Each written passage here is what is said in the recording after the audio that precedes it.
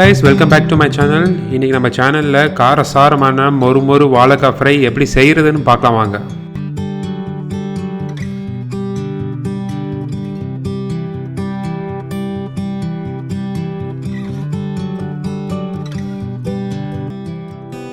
வாழைக்காய் ஃப்ரை செய்ய தேவையான பொருட்கள்: மிளகாய் தூள் 2 டீஸ்பூன், மல்லித்தூள் 2 டீஸ்பூன், உப்பு தேவையான அளவு, garam masala 2 teaspoon, 1 teaspoon black pepper.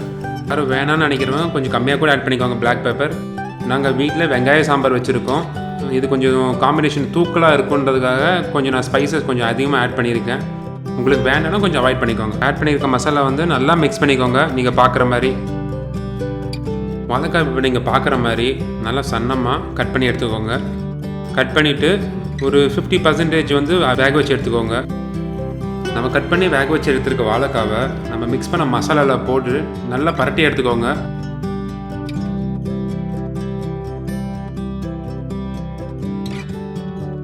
ஒரு வாழைக்காவை நல்லா பரட்டி எடுத்துக்கோங்க.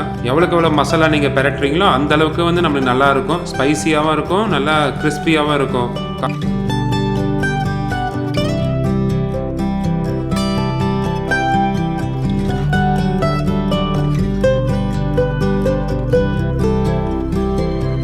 அவ்வளோதான், நல்லா வளர்க்காம மிக்ஸ் பண்ணி எடுத்துக்கிட்டோம். பாருங்கள் எவ்வளோ ரெட்டாக நல்லா இருக்குது.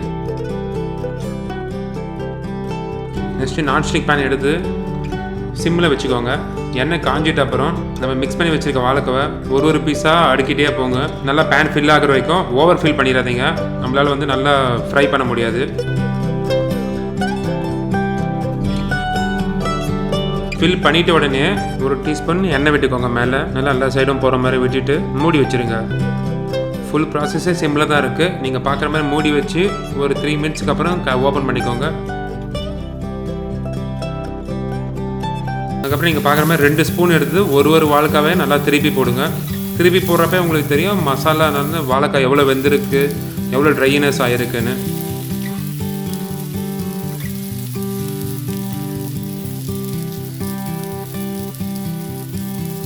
நீங்கள் கொஞ்சம் பொறுமையாக ஒரு வாழைக்காவே நல்லா திருப்பி போட்டால் தான் நம்மளுக்கு மொறு டெக்ஸ்சரோட நல்லாயிருக்கும்.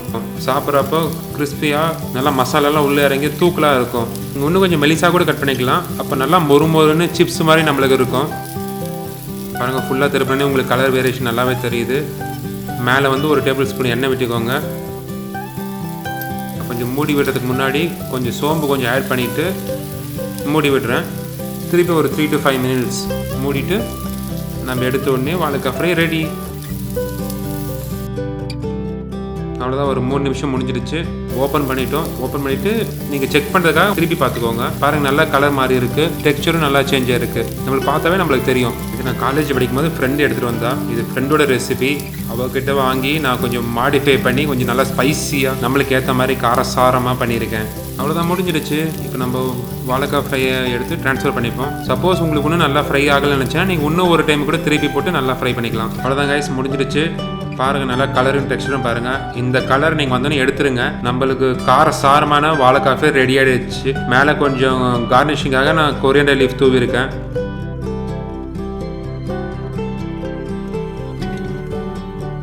அவ்வளோதான், வெங்காய சாம்பாருக்கு சைட் டிஷ் ரெடி. அவ்வளோதாங்க, வெங்காய சாம்பாருக்கு தான் சாப்பிட்ணுன்னு இல்லை, நல்லா சாம்பாருக்கும் சாப்பிடுவேன். அவ்வளோ சூப்பராக இருக்கும். கண்டிப்பாக நீங்கள் ட்ரை பண்ணி பாருங்கள். அவ்வளோதான் கைஸ், செஞ்சு முடிச்சிட்டேன். வாங்க டேஸ்ட் பண்ணி பார்த்தலாம் எப்படி இருக்குன்னு. வாழைக்காய் ஃப்ரை பாருங்கள், கலர் எவ்வளோ இருக்குது.